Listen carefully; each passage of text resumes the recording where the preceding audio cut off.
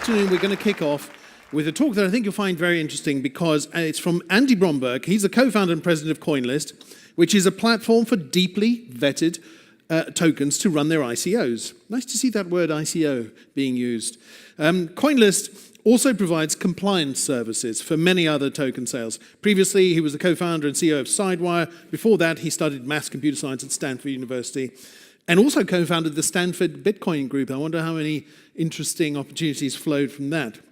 So for the investor community here, we probably know and understand the basic metrics of investing. But how do we know whether things like token economics matter? And how do you evaluate that? That is the daily bread of Andy, and we've asked him to share some of that and hopefully some other pearls of wisdom with us. Please welcome Andy Bromberg. Hello, everyone. My name is Andy, and today we're going to talk about token economics, the different categories of tokens that exist out there, and how you should think about each of them and evaluating each category of token. We'll talk about, initially, what is a token. I think a reminder is helpful. I know we've been talking about them for the last couple of days, but it's important to think about the definition as a whole of the asset class. Second, how should we categorize them? How should we think about different types of tokens and dividing them up into different categories? Third, most importantly, how should we value them? For each of these categories of tokens, how should we think about assigning intrinsic fundamental value to these tokens and driving that forward? And last, what's next? How should we think about participating in the space and creating value ourselves? A little bit about me. My name is Andy Bromberg. I'm the co-founder and president of CoinList, as Eric said, a platform for deeply vetted token sales where we help the best digital asset companies manage their token sale and help investors find quality deals in the space. Before that, I started the Stanford Bitcoin Group back in 2012, 2013 with a bunch of other great folks now in the space, and I co-founded and was the CEO of Sidewire, a company in the media space. But more importantly, let's talk about what a token is. I think the high-level definition that we have to remember is that tokens and blockchain technology are a lot like the internet. They're not a single-purpose tool. We hear a lot of talk these days about how do you value tokens as a whole? How do you think about what a token does? And I think that's the wrong way to think about things. In the same way you might say about the internet that investing in the NewYorkTimes.com or Amazon.com or Facebook.com or Google.com are all different types of investments, we have to think about different categories of tokens as being evaluated differently. Blockchain technology is a way to build different applications and different sources of value on top of this technology, not a core value of the technology itself. The analogy stands, I think, of the internet is to transacting information what tokens are to transacting value. They're just a way of moving value around. You need to build applications and categories on top of that that will each have different types of value and each have different types of accruing value in the long term and evaluate each of those independently. So again, thinking about tokens and blockchain technology a lot like the internet, where you can't evaluate the whole class of tokens the same way. You need to think about different applications as being evaluated differently from one another. So this is the meaty slide here, and we'll go through each of these categories in turn, but we should think about how we should categorize tokens. And I would say this is just so far. Tokens have really only existed for about 2 years. There's going to be a lot more categories here, and this is probably even incomplete today. But I would point out 4 major token categories that we've seen today. And this is a little bit of a subversion of what a lot of people talk about when they say there are security tokens and there are utility tokens. I think there's a lot more than that, and we need to think critically about the different categories. You'll see this is a 2x2 grid. On the x-axis going horizontally, left to right, you've got security and non-security, and this is an intended regulatory status. This is how these things are classified, at least under US law, and it's similar in many other countries. But effectively, this means, is it intended purely as an investment? Is it a security? Or is it intended to be used for something more meaningful? Is it potentially a non-security, or at least intended to be a non-security? And then on the y-axis going up and down, you've got where the value comes from for the token. I think there's 2 big categories here. The first is that the value comes from token networks. The value comes from activity on a token network itself, not from anything fundamentally anchored in the real world, the physical world. The second category is the exact opposite, of course, that the value is anchored in real world activity, physical world activity. We'll talk about each of these in turn, obviously, but just to go through them quickly, you've got, first of all, profit tokens. These are tokens where they are intended to be classified as a security, as an investment of some sort, but their value comes from a token network itself. In terms of other value coming from token networks, you've got protocol tokens. This is the big class that people often refer to as utility tokens, where it is intended to be a non-security. It's intended to be used for something, usage on a protocol, but the value comes from activity on a token network. And then on the bottom, we've got 2 more. Things that are intended to be securities, intended to be investment contracts of some sort, and the value comes from real-world activity. These are asset-backed tokens, the things that we've heard a lot about, I'm sure, over the last couple of days, whether it's gold tokens or equity tokens or something like that, where the value is based on real-world activity, but it is intended as an investment. And the last category in the bottom right over there, intended to be a non-security, so intended to be used for something, intended to not be a pure investment vehicle, but the value comes from real-world activity, and I call those store of value tokens. We'll talk about examples for each of these coming up, but this is the high-level way I would think about categorizing tokens, and we'll talk about how to value each of them as well. First up, protocol tokens. These, again, just as a reminder, derive their value from token networks, not from the real world, and are intended to be non-securities, are intended to not be pure investment contracts. A great example of this is Filecoin. Filecoin is a project that we ran their initial coin offering on CoinList. They raised about $205 million, so very successful sale there. And the value is likely fundamentally based on, for these protocol tokens, the right to earn token profit flows from the network and access to resources in the network. So to put this in the context of Filecoin, to make it a little bit more specific, in order to earn Filecoin by storing files in the Filecoin network, you need to have Filecoin already. And so these Filecoin that you already have are staked. You need to put them up to the network to attest that you can perform work on the network, and as a result, you earn more Filecoin.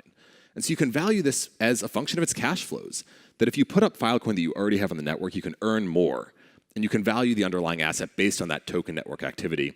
And then second, you can use Filecoin to pay for storing files in the network. And so there's fundamental value to the token there because it's actually doing something for you that you could pay for with another currency. We can talk more about the Filecoin example later, but this is an example of a protocol token. Next up, we've got asset-backed tokens. These derive their value from real-world activity and have their intended regulatory status as a security, as an investment contract. This is probably the most commonly talked about category as a security token when people talk about security tokens. A great example is the Blockchain Capital token. Blockchain Capital is a venture fund in the crypto space. They raised part of their fund by issuing LP interests in the form of tokens. So people could invest in their fund by buying these tokens. These are probably the easiest tokens to value out of the whole mass of 4 of them because they're fundamentally correlated to the underlying asset. If you take gold, or you take real estate, or you take a venture fund LP interest, and you build a token that represents that, that token is always going to be highly correlated to the value of that underlying asset. There may also be some increased value based on benefits from tokenization, things like increased liquidity or interoperability with other tokens, but fundamentally you can think of valuing these asset-backed tokens as based on the underlying value. If you have a gold-backed token, you should never see the value 10x over the value of gold, because at the end of the day, it's redeemable for that underlying asset. Next up, we've got profit tokens. These get their value from token networks and have their intended regulatory status as a security. This is a little bit of an unusual one that hasn't been talked about a whole lot yet in the space. I think there's going to be a lot more of these.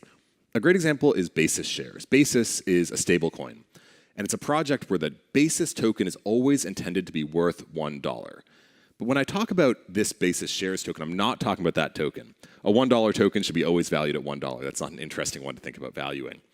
But in the Basis system, it's a actually 3 token model, where the Basis shares tokens, their value goes up and down based on the total size of the Basis network. So these are the things that accrue value when the Basis network grows and lose value when the Basis network shrinks, even if the underlying stablecoin token doesn't change in value. So again, this is deriving its value from activity on a token network, not any sort of real-world asset, but it is certainly intended as an investment. If you think the Basis network is going to grow, you would buy these Basis shares tokens and hope to see it increase in value moving forward. So again, you'd fundamentally value these based on token flows from dividends based on this network activity, intended as an investment contract. Last up, number 4, store of value tokens. These get their value from real-world activity and their intended regulatory status is as a non-security. So this is another thing that people often lump into the utility token camp. The classic example of this, Bitcoin. It's a store of value token. It's intended to not be a security and has been deemed that several times over by regulators at this point. And it derives value from real-world activity, from inflows, from value stored, and from trust in the system. This is different from a protocol token. It's not used for usage on a protocol network, allowing different types of value to be transacted, but instead used to store value. So when people put money into Bitcoin, much like gold, you can treat it as a store of value there. And this is, I think, a different category from those protocol tokens, but similarly intended not to be a security, and Bitcoin is not the only one in this category, nor are any of the examples the only ones in their respective categories. So we've gone through those 4 categories of tokens. How should you participate? If you're looking at investments, perhaps, or advising, joining a team, somehow participating in this ecosystem, I think there's important steps to go through here. First, and probably the most important step why I'm talking about this topic, is you have to figure out the category the token you're looking at fits in. And a lot of tokens will misrepresent the category they fit in. We will see a lot of things say, we're a utility token, we do this, we do that. Really, they're security. And that's not necessarily a bad thing. None of these categories are bad, but they are all specific and they all need to be valued in different ways. And so the first step is to think critically about those 4 categories and perhaps even more, and say, which category does this token I'm looking at fit in? Once you have that, you can then evaluate that token based on how that category should be evaluated, not how they're telling you it should be evaluated. So again, you'll see a lot of people out there saying, I've got a utility token, this network's going to grow really fast, we're going to get really big, and the value will go up. But if you look at it and you think it might be more of one of the types of security tokens, maybe an asset-backed token, maybe a profit token, it might not be valued purely based on the network growing. And as a result, you've really got to think about how you want to evaluate that token, how you want to assign value to it, whether they're giving you a grant or you're investing in it, whatever it may be. But on top of that, you have to remember, it's the early days. We are incredibly fortunate to be in this room right now, not only because of the caliber of people here, but also because it is so early in this ecosystem. A lot of us are going to make mistakes. We're going to make great decisions. There will be massive value created in this ecosystem over the course of the next 2, 3, 5, 10 years and beyond. And so you shouldn't be rash to make a decision and rush into something thinking it's your last chance. We are at the very, very beginning of the token ecosystem. Next, and similarly, it's early days, and so the smart people are available. A lot of them are in this room, actually. And it is incredible how easy it is to access the really smart people in the space, talk to them, get their opinions, talk to them about these different categories, talk to them about evaluating tokens. You should absolutely be reaching out and talking to everyone who has a good reputation in the space. And last up, I said this, know that there are endless opportunities over the coming years in this space. You shouldn't rush into these things quickly. A really quick recap, though, if we look back at the last couple of years, what has happened so far? I would say of the 4 categories, it has been almost entirely protocol tokens and store of value tokens. Tokens that are intended to be used on a network or tokens that are intended to store value. I'm not saying all of these will be successful, but I think this is mostly what has been purported to exist so far. Nearly no securities tokens. And again, when I talk about securities tokens, I'm talking about both profit tokens and these asset-backed tokens. There have not been a lot of those. I think that's going to change in the coming months or years. And just to recap, I think we all know this, but how quickly things have grown with just these 2 real categories of token projects. This is a great chart from elementus.io of the growth in the ICO industry. And this is the size of various ICOs that have gone and the amount they've gone, and they're colored by the country or the continent they're from. This first slide is from January 1st, 2016, about 2 years ago. Total amount raised in ICOs, about $45 million. 1 year later, January 1st, 2017, that amount had gone up by 6x to about $320 million. Ethereum, the biggest blob in the first one, now not the biggest, significantly eclipsed. But this is what's amazing.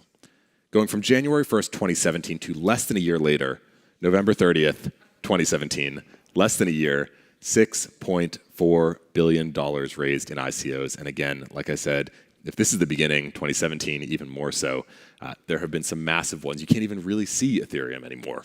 And that was the biggest one in the first diagram. There is a lot of value to be created. Estimates vary, but if we talk about this year so far, I've heard numbers ranging from $10 to $22 billion in terms of money raised. We are not even at the end of the year. So what's next? I think securities tokens, both the profit and the asset-backed categories, will emerge. I think more categories will be developed. That chart that I put up, that 2x2, will get a lot bigger. There'll be a lot more columns, or at least more distinction within those columns that I developed. And this is a really important one. We may find that certain categories up there are totally valueless, that no token in that category ever accrues meaningful value long-term once the ecosystem settles out. Think about all the dot-com business models that just did not work out. It is possible to define something, to say this is how its fundamental value would be derived, and then for the answer to come out and say it actually is not going to happen for tokens in that ecosystem, or the timing is not right. So even as we're looking at these categories, know that one of those categories or a different one might not have any value in the long term. I think we'll see an increasing separation between good and bad tokens over time. I'll go really quickly through this, but I just want to point out another way of thinking about what I've been saying. So far, almost every ICO, almost every token has started with a technical concept and then done an ICO, and it's gone to secondary liquidity and trading. Tomorrow, the market's going to get even bigger. We're going to see every single asset, whether it's on a network or in the real world, become tokenized, have an ICO, and move towards trading and liquidity. And this market is going to get bigger and bigger. Again, it is the early days. A brief recap here. First, remember, tokens and blockchain technology, they're more like the internet than like a single asset class. They are not a single purpose tool, and we shouldn't think of all tokens as the same thing and to be valued in the same way. Internet is for transacting information, tokens for transacting value. There are a lot of ways to transact value. There are a lot of ways to transact information, and we shouldn't look at all those businesses the same way. My number one takeaway I would say from this is whether you agree with my categories or not, I think you have to believe there's more than one category of tokens out there. And if you're looking at a token, again, for investment, for joining a team, for advising, for anything, figure out what category it fits in, under your definition or mine, and evaluate it accordingly. Don't evaluate it based on how the company is telling you to. You have to think about what category it fits in before you think about what the value is. That's that. My name's Andy Bromberg. I'm the co-founder and president of CoinList. Feel free to reach out.